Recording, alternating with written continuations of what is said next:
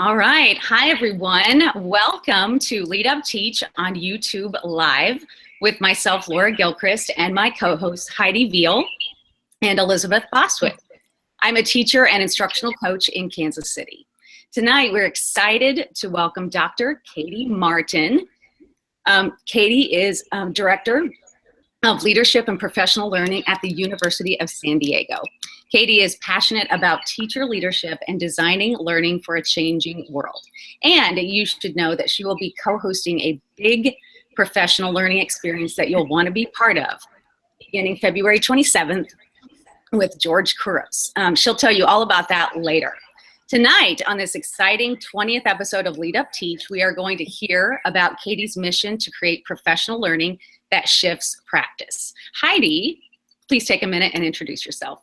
Great. Well, welcome everybody. My name is Heidi Veal, and I'm an assistant principal at an early childhood school in North Texas. It's a bilingual campus as well, and I'm super passionate about all things leadership, coaching, early childhood education, STEAM, and the early grades. I co-founded and co-moderate EC Chat and LeadUpTeach also here with the lovely Laura and Elizabeth, and I'm super excited for tonight's chat with you, Katie. And Liz, why don't you go ahead and introduce yourself? All right, well, hello everyone, and my name is Elizabeth Bostwick. I teach 4th grade in the Finger Lakes region of New York, and I'm passionate about fostering a true love of learning within all students by immersing them in opportunities of learning such as Makerspace, PBL, and passion projects, while also inspiring them to ignite their shine. I am thrilled to welcome you, Katie, on episode 20 of LeadUpTeach. Thank you for joining us today, and please go ahead and introduce yourself to our viewers. Great, I am thrilled to be here. I am, as Laura said, the Director of Professional Learning, Leadership and Professional Learning at the University of San Diego's Mobile Technology Learning Center. And really just excited to be here with you guys. You do a great job sharing your own passion and really lifting up everybody else's, and I'm thrilled to be here. Well, welcome, Katie. We also want to give a special welcome to you, our LeadUpTeach audience here on YouTube. We invite everyone to use the hashtag LeadUpTeach to connect and participate in the chat both during and after the conversation. Great. So Katie, as we get started today, would you start out by telling us a little bit about how you became the inspiring educator that you are today? Well, thank you. And it's interesting. Most teachers are a lot of times go into teaching because they loved school and they really felt that the education and their school experience was so great, they want to continue on. Mine wasn't quite that rosy. I loved being in school more to connect with the people and hang out rather than, the school experience. I remember a lot of times thinking that the teachers weren't connecting to students and didn't know me as an individual. And I, a lot of times, did what I had to do to get by. So I didn't always think I was going to be a teacher. My mom was a teacher, and for a while I kept thinking I was going to find a different route. I really wanted to help people and work with people, but I was trying to find my way around teaching. And then towards the end of college, I had some education classes and some prereqs that really helped me understand that that's where I wanted to be. And I had some opportunities to be in classrooms and be with teachers. And I felt like I was finally finding my place. And I started to really understand what I wanted to do when I got into a classroom as a teacher. So from there, I've just had really great opportunities to be in some pre-service programs that have helped me think differently about what the classroom could look like than the experience I had as a student. That's really motivated and really inspired me to think about how to help teachers in their own practice. And then when I graduated college, I thought I was going to live in San Diego and stay home with the family, and they were laying off a bunch of teachers, and so there's no way I was going to get a job, and I had decided I was going to be teaching. So a friend of mine said that they were recruiting teachers for Hawaii, and so I applied and got a job and moved to Hawaii, having never been there, and started teaching 7th grade language arts as a young teacher, my first teaching job. And I thought I'd be there for a year or two and move back home when jobs were available. And long story short, I ended up loving it, staying there 10 years. And I really, through that journey, love teaching language arts, love teaching kids, and really found my place. And then I was offered an opportunity to be an instructional coach, which was a challenge because I really hadn't had any support or experience in that, but I had great mentors in my classroom. So I learned a lot as an instructional coach and really pushed myself to think differently about leading and learning. And then I eventually became a new teacher mentor and coordinated our program for new teacher mentors because of the experience I had with my new teacher mentor. So that's kind of my education background. And then I ended up moving back to San Diego and have had the opportunity to work at the University of San Diego. And with that experience and really focus on how to support teachers, have been working with diverse district partners and leaders to think about how they can create that system and support for their teachers. So do you work with school districts around We do. San Diego? Yes. So at the University of San Diego, we are a research and professional learning center. So our team is researching what's working in schools and thinking about best practices, but then also working with our district partners to really think about not only what the research says, but what that means in diverse contexts. And so we get to work in a variety of diverse districts with different leaders to think about what's working and try new practices and really help them understand and support the role of the teacher. Wow, I don't know how common that is to have universities that involved with school districts. I have the best job ever. It really is, you know, it was an opportunity. It was a center evolving out of the need, and it really has fit my passion.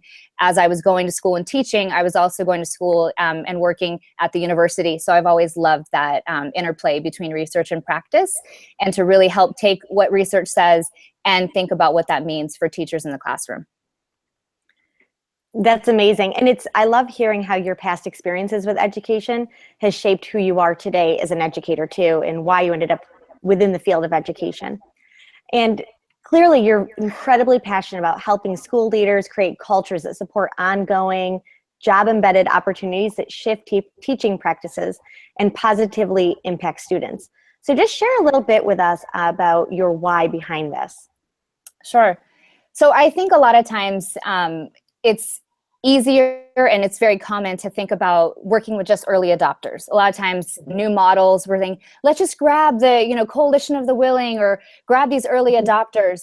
And I think ultimately that sounds great and it's easier because of course you work with people who are willing, but too often what I find is that teachers who have the expertise, who have the desire, who have the time, get more support and they get more resources, and ultimately ends up creating more of a divide, and it creates inequitable learning experiences for our kids.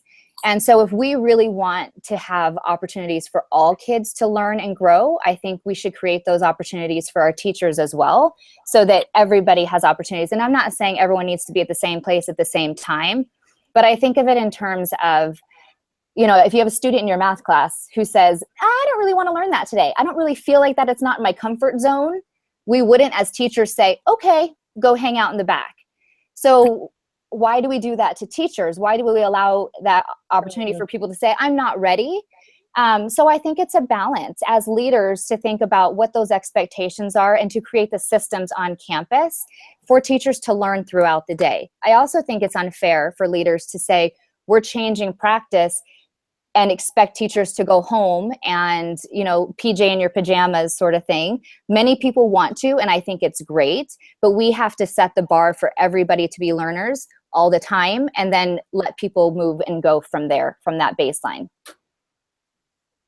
Have you seen an example of collaborative leadership that's worked? Because that is kind of a, you know, a hot topic, is how do we, you know, how do we do that? Lead? Right. So a few different examples. And I think of, you know, we were just talking about a local principal that I really just adore, a few of them who are doing a great job thinking about setting those expectations. So a school that we work with, or that a good partner friend is Vista Innovation and Design Academy. And so this principal, as he changed the school over and they're really changing their focus, they looked at their GILs, they call them, and they're really the design principles for the school. So everybody was on board thinking about what they wanted that school to be known for and what they wanted for their kids. So when you have that goal in mind, then everyone can learn at a different place. They have time in their school day for collaboration.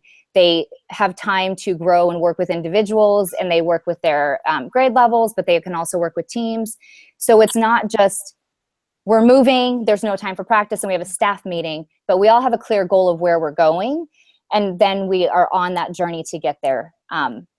There's also some great examples of districts creating time.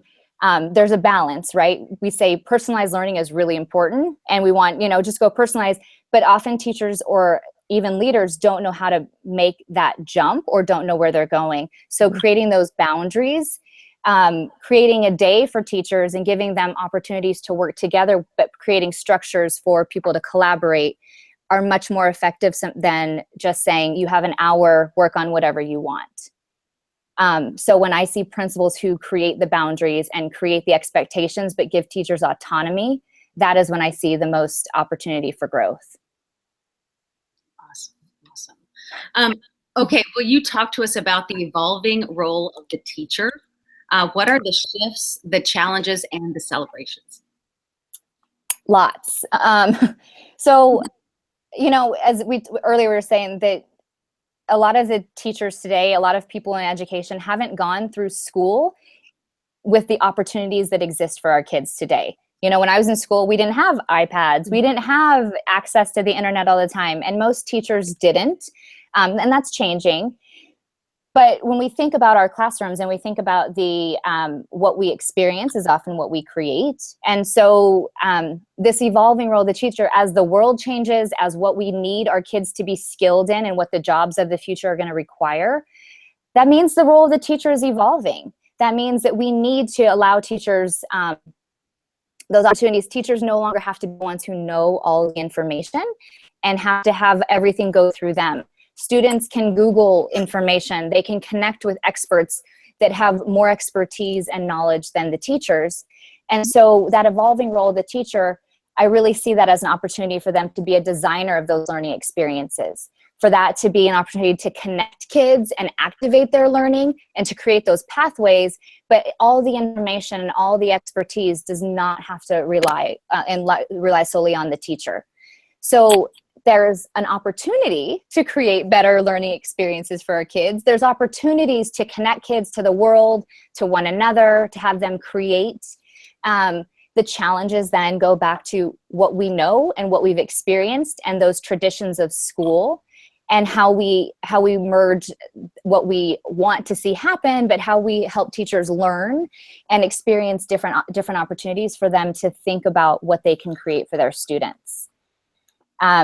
And then when I think about celebrations, it's really making those small tweaks, and it's really about teachers who are trying new things in their classroom. There's lots of options. There's, of course, the genius hours and kids who are creating and opportunities. And again, I was talking earlier about my husband's classroom. His, soap, he created a soap company with his kids. And so they're entrepreneurs, and they're learning not only about the chemistry, but they're learning about the business, and they're learning about how to sell and market and how to collaborate with people beyond their classroom. So there's great opportunities for us to be developing these skills of kids beyond just content. But it's really going to take time to understand what's possible, and for teachers to be learners in a different way, I think. I'm going to jump on you. You brought up design thinking, system-wide, and then also for teachers. And in my experience, that's not something that is talked about freely. How do you approach that?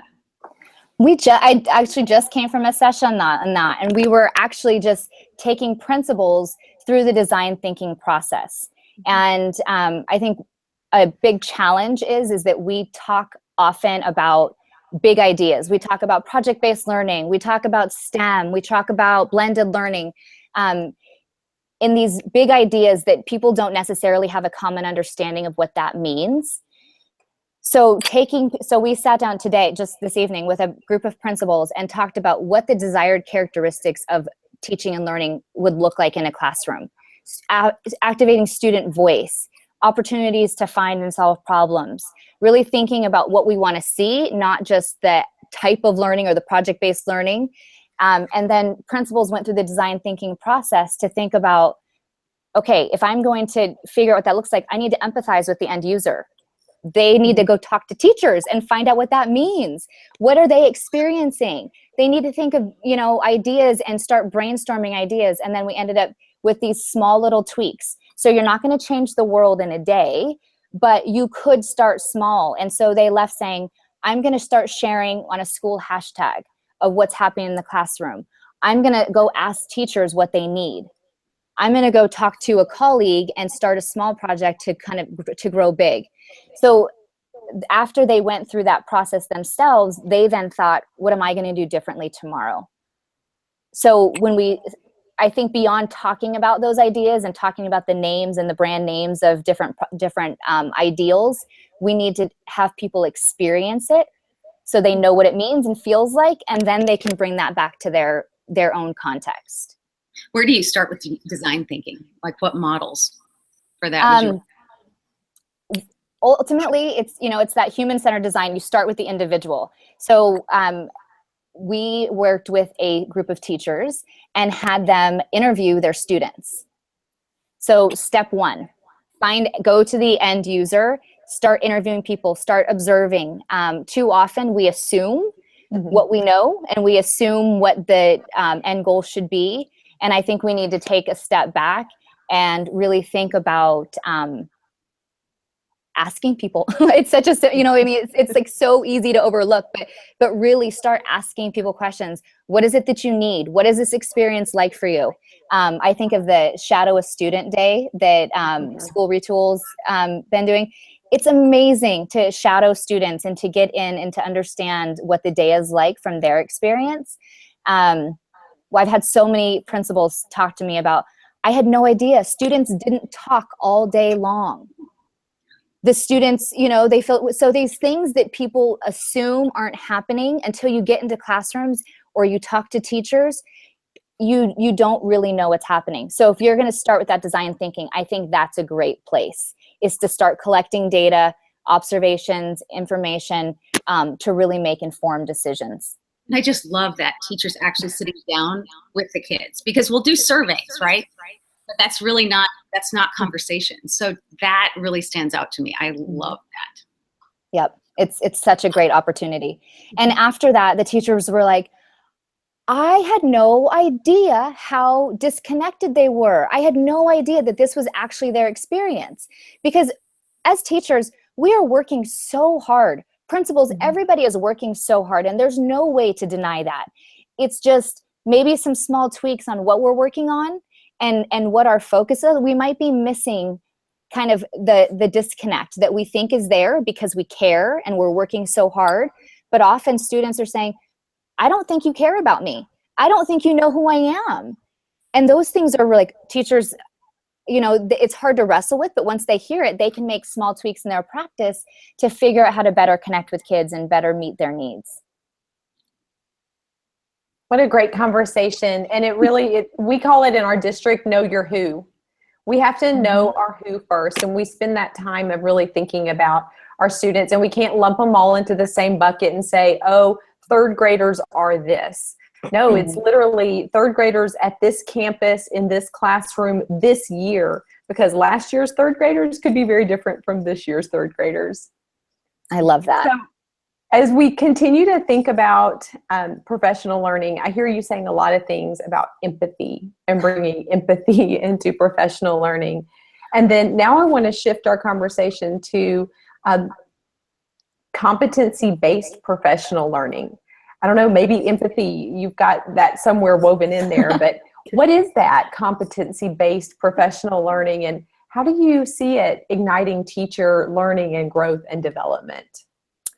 It's a really good question. It's I have a love-hate relationship, to be very honest, with this badging movement and micro-credentials. And so this competency-based professional learning, I see as a possibility for us to rethink how we value professional development, how we value professional learning. So when we think about what we ask teachers to do. Often you get credit. You have to go to professional learning days. You have to be, too often it's like you have 3 days and you have to go and sit and listen to someone. I've had many districts tell me that we're a new curriculum adoption. And so we have, all teachers coming through the district office for 3 days of X. And then often people say, yeah, we sat there, I brought papers to grade. And if you have people bringing papers to grade to a professional development, like there's a problem. So just there's a red flag that you might want to address. So thinking about what is the goal, competency-based professional learning for me is an opportunity to flip the end goal, is not seat time, not that I showed up for 3 days, but at the end of the day, what do you want me to know and do? And how do I show evidence of that? So an example might be if we value connecting with students, we value connecting with our learners. So instead of sitting through a day talking about the new curriculum or having someone tell me that we need to differentiate differentiate learning in our classroom, you might say, we value connecting with students to understand their needs, and here's what it looks like. There's different learning opportunities for you, and now show evidence. You get credit for showing evidence of what you've learned versus sitting in the workshop for 2 days. You still might want to go to the workshop for 2 days, and that might be the mode that works best for you. Somebody else might want to go try something out, work with a coach, learn, and that is an opportunity to learn differently, but we don't want to put those values on people. We want to value the end product and what they're learning, not what they're sitting through. So we've been working on, and I think there's a long way to go on this. I mean, I think there's a lot of learning, and it's really understanding the balance between the system goals and the individual goals and how to mesh those two, because we work in systems and we need to be able to meet the goals of the larger system, whatever that vision and whatever the priorities might be of a district or school, but we also have individual needs. And so I think there's some space in there in competency-based professional learning to meet those two, to bring those two together. The badge systems, there's so many things out there. Like, so I hear districts are like, what should we use? There's this and that, and have any recommendations? So we've been working with Digital Promise, and we have 2 what they call stacks of micro-credentials that are opportunities for pathways. And I think that the big thing for me is it needs to be connected to something. As I've interviewed teachers to find out how they perceive this, when it's not valued and it's just an additional badge, just kind of a gold star, that's when that's my hate part of this whole thing, because most teachers— It's just compliance. Yeah, it's compliance, or it's just extra, most teachers aren't motivated by that gold star, and some are, but to move large systems and to change how we engage in professional learning and how we value it, random badges or random gold stars, I don't see really moving the needle. So when I think about it, I think of a system of what are our goals for students. Always has to start with what are the students that we want to develop? What are the characteristics? What are the mindsets? What's the skill set that we want students to have? And how do we backwards map from that to what our teachers need to know and do?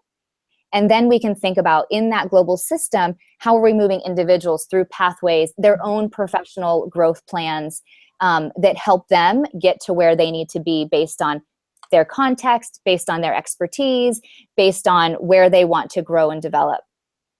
So the ones that I really see promise for our team that I really excited about, we have a coaching for success. So a set of micro-credentials that are about being an effective instructional coach that can kind of create this pathway for coaches to develop the skills they need to really support teaching and learning in a variety of ways.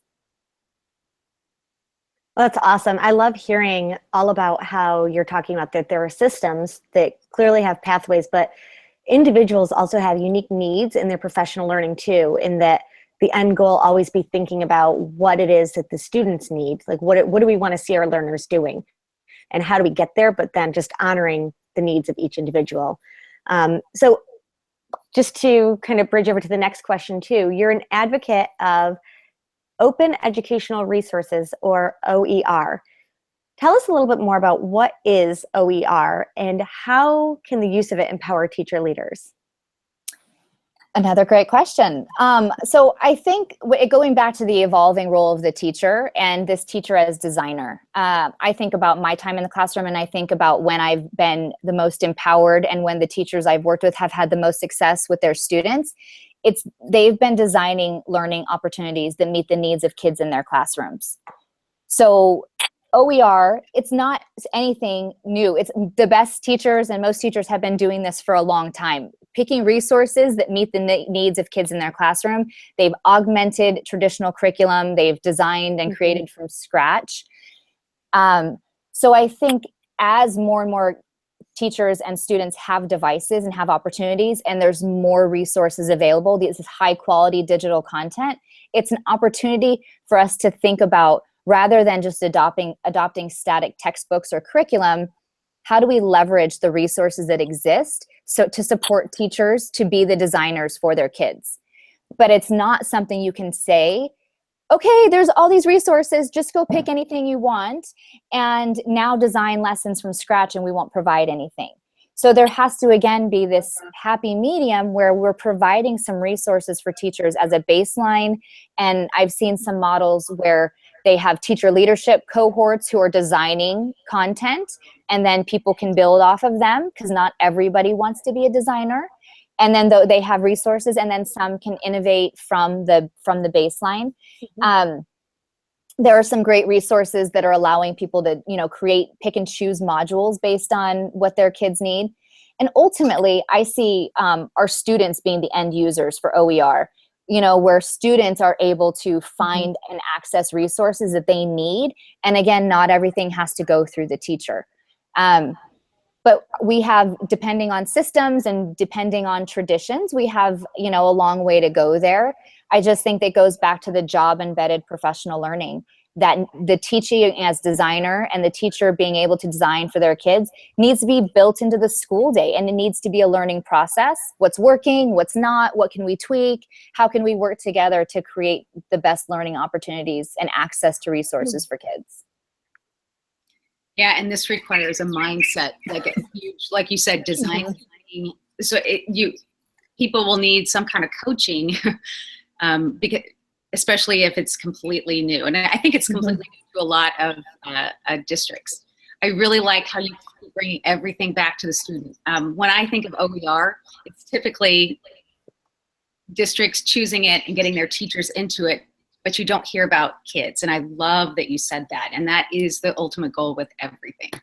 If you could share one thing you would like Lead Up teachers to walk away with or go out and do to make a difference, what would it be? Gosh, one thing that they could do to make a difference. I would go back to talking to kids. Find out, with your teachers, ask them what their needs are. Ask them what's working and what's not. And I think even if you're not a teacher, if you're a coach, if you're a principal, ask those who you work with what's working and what's not. Too often we assume again, and we don't leave that space for feedback. So creating those opportunities where we can get some really great feedback about what's working, how we're doing, how our work is supporting those we serve. And then just thinking about, I think the other thing is small tweaks. Get out and see someone else's classroom. Get out and, get out of your space and really see what else is possible. We are traditionally very siloed in our classrooms. And I think the more we get out and see and really not to evaluate somebody else, but to get into a classroom to learn and to figure out what we could do differently is such a powerful experience. So that would be my two. I know I was supposed to only pick one, but I picked two. So as we wrap up tonight, Katie, share what's coming up next for you in the future and how our Lead Up Teach listeners can continue to connect with you from forward. So I know Laura mentioned that the iMOOC is coming up, the Innovators Mindset Massive Online Open Course for our second round. I am thrilled to be co-hosting this with George Couros, again, of course, the author of the Innovators Mindset. The last time we did this, it was a 6-week course, and we had teachers starting blogs, educators all over the world, really jumping in and sharing and supporting each other. And a lot of the things we talked about tonight, just making those small changes, reaching out to other people, sharing ideas. We talk a lot about, your own sphere of influence and what you can do instead of waiting for somebody else and waiting for someone to tell you what you can do, and waiting for permission.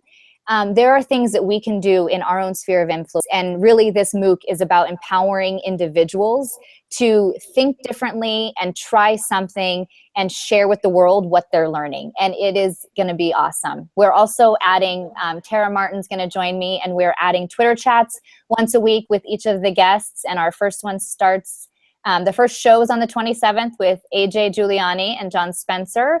And then we'll be doing a Twitter chat, and join us. It's going to be great. Join us for all of it, parts of it, whatever you can. When are the Twitter chats? Wednesday nights. I believe they are 6 to 7 Pacific time, I think. I'll have to check, but I think that's what it is. Awesome. That sounds great. And it's free. Like, you just go on the blog website, Georgia's website, Yep. and I tweeted that. There's a place to join. Awesome. You can do whatever you want, right? You Yes. can. That's exciting. Yeah, and the goal really is, like, there's some basic platforms that we'll provide. There's a Facebook group, there's Twitter chats, there's and then the weekly live show. And then, different groups have created more things. They've created Voxer groups, and they've created their own spaces, and that's really the goal, is to empower people to create and build on the learning experience in a way that makes sense for them. Yeah, and I encourage how long ago was the last one? It was in October, I believe. September to October. I did one several years back, and I didn't do all of it, but it really impacted me. So I'm encouraging teachers just to kind of immerse themselves in it, and to see that, what collaborating with people from across the world, can do, and you just get so inspired. So anyway, congratulations, and we can't wait to just watch what you do and lead out there. Katie, thank you so much for joining us on LeadUpTeach tonight. I know our audience enjoyed, learning about your journey and all that you do to be a positive influence in education. Also, thank you to our amazing audience who tuned in tonight to LeadUpTeach. And you can look forward to the link to being shared out on Twitter to tonight's episode, so anyone can rewatch it in the future. Absolutely. And we're also excited to announce the date and time of our next LeadUpTeach episode. And we want everyone to go ahead and mark their calendars. Episode 21 will air on Thursday, March 16th at 7:30 Central, 8:30 Eastern Time.